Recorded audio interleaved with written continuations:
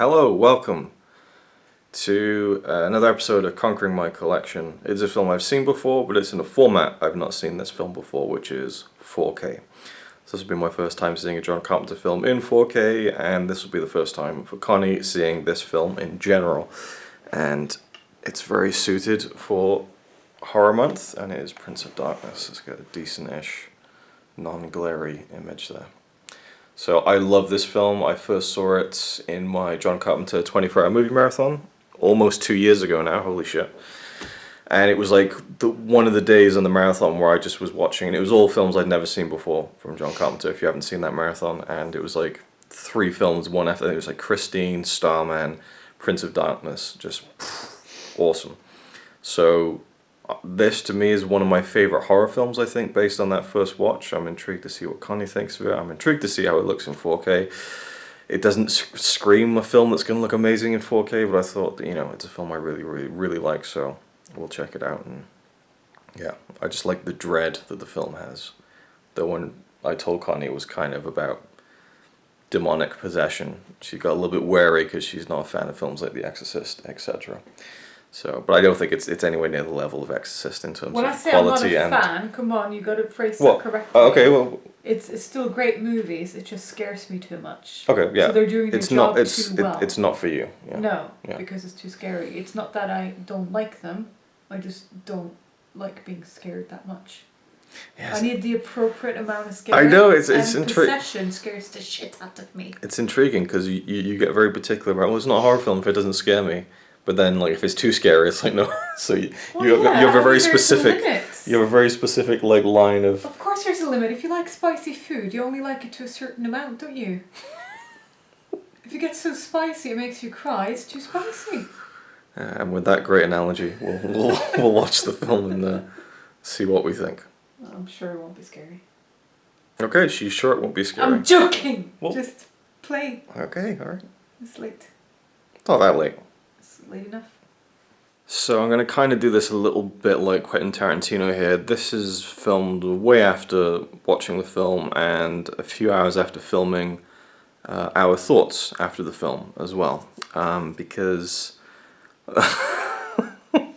I'm really tired. I forgot why I even picked up the camera. Okay, so the following like 25 minutes worth of footage you're about to see is me and Connie just kind of going back and forth about the film. We both had different opinions on it. But I never really mentioned the plot, and I know it doesn't really matter, but I just feel like it's a bit of housekeeping that needs to be dealt with. So before that, I'm just going to jump in here and give you a quick summary of the film, Prince of Darkness, made by John Carpenter, I believe in 1987, and it's about this green kind of vial that is found in the bowels of this church. And it's been kind of kept secret by the church, and this priest dies, or cardinal I think, and he leaves a key, and the key is given to Donald Pleasance's character, this priest, and he goes and finds this very strange looking almost shrine underground to this huge kind of cylinder with, in fact there's an image of it on the back of the really nice steelbook, which is this here. And there's this swirling green liquid inside it, and it's beginning to change, it's beginning to affect things, they're feeling its presence. And so he gets an old friend of his, Professor Birak, I believe was his name, played by Victor Wong, to come and help him, because Victor Wong's character is like he's more of a philosopher than a scientist, kind of at heart, but he very much is a man of science as well, and so he brings a bunch of his students and some other scientists to the church. So the majority of the movie takes place at this church, and they're studying both the green cylinder and also this book that's been there for 2,000 years with lots of Latin and Greek, and pages have been written over. There's like, you know, code and numbers and things to be deciphered, and things have been concealed in the book, and so they're trying to get answers to what this thing is, and it's you know, well, it goes from there. Anyway, so I just wanted to throw that in there, just that's what the story of the film is, before me and Connie jump into wild abandon of just talking about the film with no filter and no restrictions on spoilers either. So if you haven't seen the film, if you're a horror fan, it's a no-brainer. If you're a John Carpenter fan, you haven't seen it, it's what have you been doing? Go watch it. But even if you're not a horror fan and you're not a John Carpenter fan, I would recommend it as well. I think that it's great. I'll talk a little bit more about why I think that in the following footage. And also in the footage you're about to see, I talk about the 4K transfer very glancingly and say that what wasn't like a big wow factor or anything like that. But I did just go and look on Capsaholic.com and I compared the 4K transfer on this Studio Canal UK Blu-ray with the American Shout Factory 1080p Blu-ray, and wow, there is so much more detail. I mean, the grain is, it doesn't even seem like there's any grain when you look on the fine detail of that Scream Factory disc, which still looks very good, but comparing the two, and you're able to see very instantly the difference between both of them. It's quite incredible.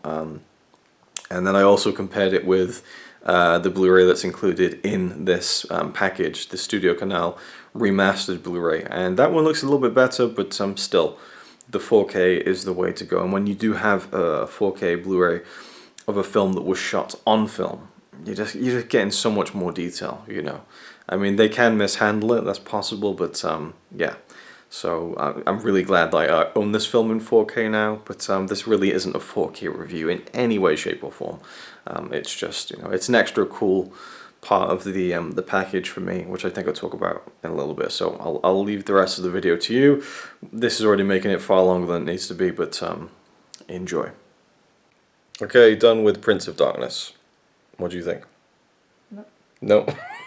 We never start like that. So we never start like that, alright. So, 4K, how was it?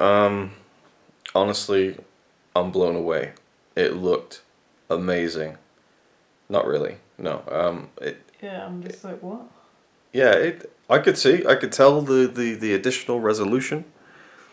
I think I'm finding with 4K Blu-rays is that you see a lot of the moments where maybe a shot goes out of focus a little bit. You get those details a bit more with 4K, I think, because it's, there's just more clarity, and so you're seeing little it's like I'm seeing more imperfections than benefits at times. Just to say, oh, the shot went slightly out of focus there, but it did look good. Definitely what I was expecting. I wasn't expecting it to be blown away visually. The main reason I bought the 4K was because it comes with a new feature-length documentary on the making of the film on the Blu-ray disc, so it has more extras as well. That was a big selling point for me. But to have a film like this that I really love in 4K is always nice, and it looked pretty good. Again, it's tricky sometimes, and I am intrigued to do a little A/B test with the regular Blu-ray, maybe on the PlayStation, just to see what the differences are. But it looked good. It looked good. I love the film. It's strange because when I've watched it in the Carpenter Marathon, I loved it, really loved it. And since then, I've thought to myself, why did I love it? And I think about what happened in the film, and there's not really that many memorable moments. The ending is really memorable, but apart from that, I'm in my mind's eye and my memory, I'm thinking it's just people in a building talking a lot.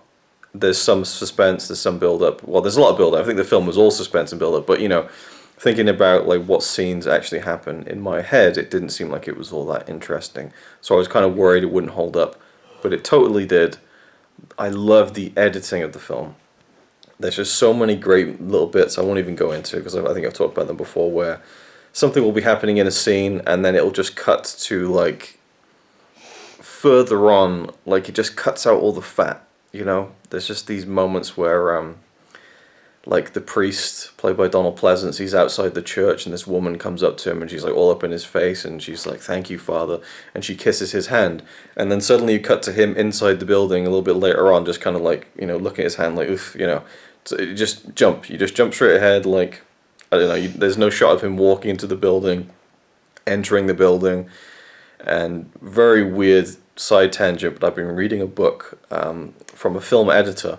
And when he was working on Mission Impossible, he showed a version of the film to Tom Cruise, and Tom Cruise said, "Yeah, it looks good, but you've left in all the entrances and exits." And the editor's like, "What are you talking about? This editor's an Oscar-winning editor." And Tom Cruise is like, "Well, you don't always need to see someone walking into a room and leaving a room, that kind of thing." And the editor was like, "Actually, that's a really good point. Sometimes you just trim those things out and you just get things moving quicker." So, it just reminds you of that. It's just, I don't know, I like the editing of the film a lot. And I love the score. The score's really atmospheric, although Connie did say during the credits that she felt like she'd been listening to the same song for an hour and a half. To me, it was the same score throughout the whole thing. It wasn't. Yeah, it was the bass. It's different. There was one part where there was... The style is the same, but there's different pieces like throughout. Like a choir or something. Mm-hmm. That was nice. Yeah. But that was only once. Other than that, it's just a boom. It was the same thing. Over and over. It was like watching the shot. What was it called? The Top Gun movie. Top Gun. Yeah. Yeah. Take my breath away for the 100th time. Dun. Yeah. Yeah. I liked it the first 5 minutes. By the end, when it was the same score at the fucking credits as well, which we already watched at the beginning of the movie, I was done. I love a good 80s movie score, but it was the same. No, there was rhythm, lots of variance to the tone. pieces. It wasn't enough variation. Tone, yeah. But I'm talking about variance of like the actual pieces of music. Like it wasn't like the same literal same song or piece of music for the whole film. No, but it was too close. To me, it feels like it was the same. It's such a big part of the film to me. I love it. I love the score. It is a big part of the film. Yeah, it is a big part of the film. Yeah, it's constant. Yeah, it's constant. So, yeah. Right, I disagree. I can already tell by your demeanour that you weren't really a big fan of this then. It was fine. I expected more because you were talking it up. You were saying how much you loved it, and I'm like, oh, this has got to be good. I like some other Carpenter stuff as well. And then, with the possession and stuff like that, I was thinking, okay, I might actually get scared. The most scared I got was when a furniture moved. Because I didn't expect it. Yeah. And after that, nope. No. When she was all swollen, I'm thinking, oh shit, she's going to give birth to some kind of demon baby. This is going to be horrifying. Nope, it was just the water.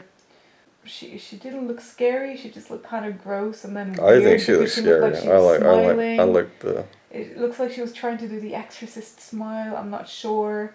I like when she had the powers and stuff like that. The Asian guy who was funny, but when he was like, get me out of here, and she was waving his arms and stuff, that just felt like overacting to me. So then I didn't like his acting anymore anyway. The best actor is probably that one guy. Victor Wong, Yeah.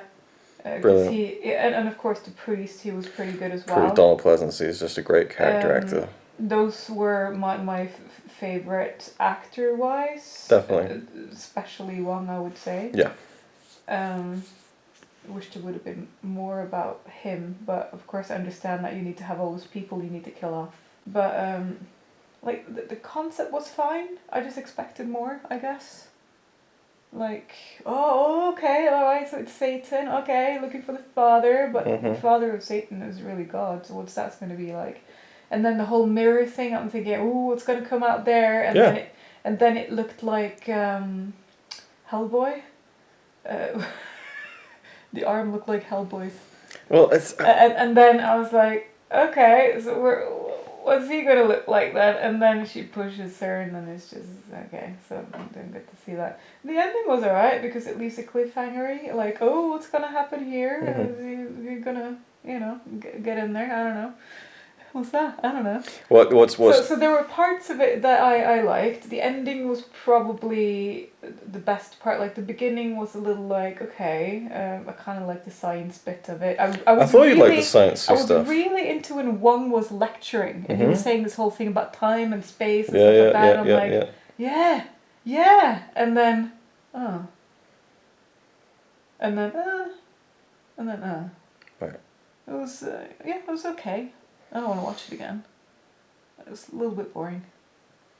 So I'm a little bit disappointed. Some parts of it though I liked, but it's just to me I think maybe some of the acting ruined it. Some of the minor characters, maybe the acting isn't all that great, but I think that especially Victor Wong, Donald Pleasence, that's what's so great about the film is... out of like 12 actors in the movie. Yeah, I suppose, but like I just love all the fucking like heavy lifting they have to do. Like... Yeah, but you're not supposed to carry the movie entirely. No, but I just love how like I feel like you could drop those two characters in any other like lesser film and just lift it up so much more because Oh hell yeah! Without them, this movie would be a lot less than what it is. I hated the scene outside with the Beatles and the guy getting stabbed without doing shit. He just fucking took it. Defend yourself. It's a woman. He was distracted by the bugs that were all over his feet. Distracted by the bugs. Someone is stabbing you repeatedly, and you're distracted by a couple of bugs. I thought you meant like the fact that he didn't see it coming. No. By the time someone is stabbing you repeatedly in the back, you're gonna go into survival mode and at least try to defend yourself. But his arms were down. See, this is my thing now. When people are like, well, you defend yourself if it was in a real then you don't like the movie. You're just looking for things to poke at. Nope. It's a horror movie. The guy's getting killed. That's the story that's being told. No, the person's killing him. That is what it is. You know, I'm not looking for things. I think you are with that. That's a bit of a stretch. If I did, I wouldn't point out that I liked Wong and the priest. Yeah, but overall you didn't like it. No, overall I'm saying it's okay. I think that's a weak. But there were some parts that made it get dragged down, like the acting of some of the characters. And the acting of that guy in particular, and you did say, right before he got killed, you said that the acting wasn't great. Yeah, he was not convincing. Exactly, and he couldn't even get killed convincingly. And of course that probably has a lot to do with the directing as well, because, you know, defend yourself, you can say that, and then he would try and defend himself somehow, or at least put his arms up and try and block the fucking knife. But he was just stood there and he was just taking it and just Well, to me it looked like he was fucking rooted to the spot with all those bugs on the floor. You know, that's kind of the. He had his arms there. He wasn't like stood with them just completely down. He could have used the arms. That's what I'm saying. It's just more that could have been done in that situation. But all that situation was this character who's going to get killed. So I don't think there's much point in making it a big struggle and a big fight. It's just, if you're going to get killed, make it convincing at least. It's like... Oh God. As easy as... I was going to say killing a kid, but that's a horrible thing to say. Jesus. Probably would have been harder anyway, because they know how to run. Anyway. So I didn't like that scene. I kind of liked the Asian guy before he got trapped in the room. Okay. He was funny in the beginning, and then it was just like, okay, so they need to start barging through the door for you to actually try and help and get a hole in the wall. And he made a hole pretty fucking quickly. If he'd done that in the first beginning, he would have been through ages ago, before she even woke up. So well, that's what happens when you're in a fight or flight mode. At that point, he wasn't sure what was going to happen, and no, but he did say, "Get me the hell out of here." Yeah, and that's when he started really digging into the wall. No, like, he did say he wanted to get out of there, like, dig through the wall. Okay, well, how about you do some work too, you lazy twat? So it's little things like that bug me. Other than that, I kind of like the concept of the whole Satan thing, the possession thing, how they all kind of got infected by the possession. That was fine. And I liked the priest, and I liked the one guy, and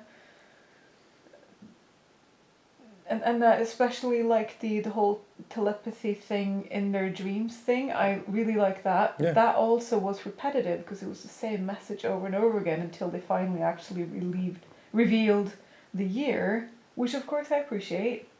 But it's just yeah, because in the end then you understood what the message was, I guess. But it's just, I don't know. It could have gone so much further, I think. I just expected more. Okay. It wasn't bad. I know. It just wasn't amazing either. In my opinion. Mm-hmm. I'm sorry, I'm offending one of the movies that you love. I can't love them all. Of course not. It doesn't offend me if you don't like a movie I like. You're just like... You know that. You're just looking for things to I think that's a weak... That about the guy, like, he would have defended himself, like, I don't know what... If you get stabbed in the back... I would fucking do something. I think the shock of it would be so... She came from the front. Okay. Yeah, and then transitioned round to the back, and then was stabbing him, like, from behind. She was stabbing him in all sorts of fucking angles. Yeah, it was an all-out assault. It was just like, you could barely react. It was so quick. Like, this is like almost like a supernatural kind of thing. I had a lot of time to think, but okay, whatever. Agree to disagree. Someone stabs me in the back and I'm still alive for the next 20 Yeah, but you're not in the stabs. movie, are you? Like, No, that's the but point. it took fucking 20 stabs for him to get down. If you can take 19 more, do something! One stab and you're still standing there groaning and not doing shit. Okay, maybe you deserve to fucking die. Oh my god. Jesus. Anyway, that's my opinion. So the plot of the movie is this I'm not fucking even go into it at this point. I mean, I've talked about it before. If you want to see like my review of the film, go check out 24 Hour Movie Marathon Completing Carpenter. There is a time code in that video, so when you load up the video on YouTube, there'll be like a little thing on the progress bar where it will tell you when I talk about the film. So my thoughts are unchanged from then. Seeing it in 4K wasn't like a revelatory experience, but it did look really good. I'm glad to have it, and I'm intrigued to check out the extras because I haven't seen any of the extras for the film as of yet, even on my Shout Factory release, which I already had. But yeah, it more than held up for me. I love the film, love the build-up, the suspense. I love how, it's about the things you can't see and the horror of the unknown. Like, the whole mirror thing at the end where this woman's been possessed, she's become this host. And I think she looks really fucking creepy. I don't get scared by films, but I get like unnerved, and I think that was a really unnerving visual. And the whites of her eyes contrasted with all the blood and the pus and everything, it's just really creepy. And then just the thing with the mirror, and that reaching to this like mirror universe, or kind of where likeness is then darkness, and what's beyond that mirror, and you just see this hand reaching out. I think it's really creepy. I will say, like Connie was saying, the hand looks a little bit like Hellboy. I can see where you're coming from. Very plasticky. Yeah, maybe a bit goofy looking, but I think just the fact that you don't see the whole thing is like, what the fuck is that? And it is just this demon. If they reveal the face, it wouldn't be. Well, it could be. They could have made an amazing face, but I like the fact that it's just this hand. What's this? No, it's how can you be criticizing something that isn't even because even if there? the hand isn't properly made, then how would the face be? Maybe they could have put all the budget into the face. I don't know, but I'm just saying it's possible to make a face that is really scary. It's all in theory because we don't see it, but I like that we don't. And the guy in the parking lot's face was scary after he was dead, and her face was scary. So. Yeah.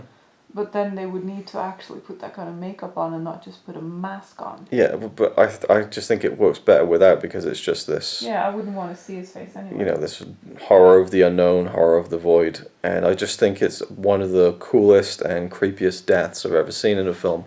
When she gets thrown into that mirror and you just see her like reaching out in the water and the light flickers and it just dies. Like it's just like an unimaginable death. It isn't something you can, wonder, or not wonder, but like, getting stabbed over and over again, I guess. Well, I don't know, because I've never been stabbed. I don't know what that really feels like, but you have a pretty fucking good idea, because we get cuts and we get hurt and we bang ourselves and stuff, and so we can maybe imagine what an extremer version of that would feel like. But, being kind of trapped in hell, and then who knows what, is just really, I don't know, creepy and unnerving. And I love Victor Wong and Donald Pleasance. They carry the whole movie in terms of the weight and gravitas. They give the whole story of this canister and this idea of this. I don't know. So I don't even know. I said that when I first watched the film. I don't know what we're really dealing with. I don't know if it's the son of Satan or the son of God, or God created Satan and Satan's prince of darkness. Saying it was Satan, and then Satan was summoning his father. Right, I don't know. Yeah, maybe. Yeah, Satan's father, perhaps. Yeah, maybe Satan's the prince of... I don't know. From what I've heard it doesn't in really... stories before, because Satan is Lucifer, and Lucifer's father is actually God. I don't know. I've never been interested in that stuff, so I don't know anything about it. Supernatural. But, there you go, supernatural. But, I think I learned it in school too, but... Yeah, So it's confusing, because God wouldn't be a devil, would he? Well, that's all bullshit anyway, so... I don't think it really matters, but just the idea that this is like this devil-like force, it's outlandish. But then you have Donald Pleasance just treating it with like the seriousness of a heart attack, and he really commits. There was one scene where he felt a little bit hammy to me. Because he knew that would be the end of the world if this got out. Exactly, yeah. Like he treats it like this is like this is fucked up shit, and then to warn the world. To warn the world, right? And then Victor Wong, I think, he's just such a good actor. Like he really sells it, and I love all that science stuff as well, which is well written in terms of not dumbing down, but making some of those concepts a little more easily understandable to common folks like me watching a film and don't really know anything about science or relativity or anything like that. I like that Schrodinger's cat got a little reference in there, but which I know a little bit about. And you don't need to know more than what they said. exactly, yeah. So I think that it's well done in terms of because you don't know if the way it's that it dead or presents. alive. You don't know. Yeah. Until you observe it. Yeah, it's more yeah. Anyway, so it's almost a quantum theory thing. Yeah, well, it is. I think it is. I think, but because I researched it a little bit for I was doing a video for work about Total Recall, and it was I can't remember why that even came up, Schrodinger's cat. But anyway, regardless, I can't remember. So Prince of Darkness, John Carpenter. I'll be intrigued to see what you think of his third film in the Apocalypse trilogy. Surely it would mean that it would be the son of Satan. Yeah, so I think the son of Satan. Yeah. And then the father is actually Satan, who is then so maybe the woman, son of God. So maybe the woman with all the shit on her face is the grandson of Satan. No, because she said father, and it was Satan in the mirror because he was red. I guess I don't know. It's the Optimus Prime of devils, isn't it? The Optimus Prime of devils. I was going to just say optimal devil, but so I think that it was just then the son of Satan that was in that jar or whatever that transmitted, so the Prince of Darkness transmitted into her. Well, that's obvious. She had all that water, and then she kept saying father when she looked in the mirror because she was trying to summon him, and Satan, the ultimate evil. Yeah. I bet she wished she pulled harder through the mirror there because she was quite slow. She was too slow. Her fault. I think the only thing I remember that I read about the behind the scenes is that the mirror effect was done with like mercury or something, and it was like pretty dangerous fucking like chemicals they were messing around with, and Carpenter's like, we probably shouldn't have been doing that, like it wasn't safe or something. That effect of like because it's supposed to be like a mirror and you just see the fingers reaching through, and it's like it doesn't look like water, there's like a different consistency to it. I think that's something like that. I don't know if it's mercury or something. I remember Carpenter saying that it wasn't quite the safest thing in the world when they were pulling that together. Alice Cooper's finest performance, I think. Great actor in many roles, but. Was he the white the powder face? Powder face, yeah. That's. Yeah, but he had a lot of white powder on him. There you go. I thought I'd seen him before. Yeah. He was like, he looks familiar.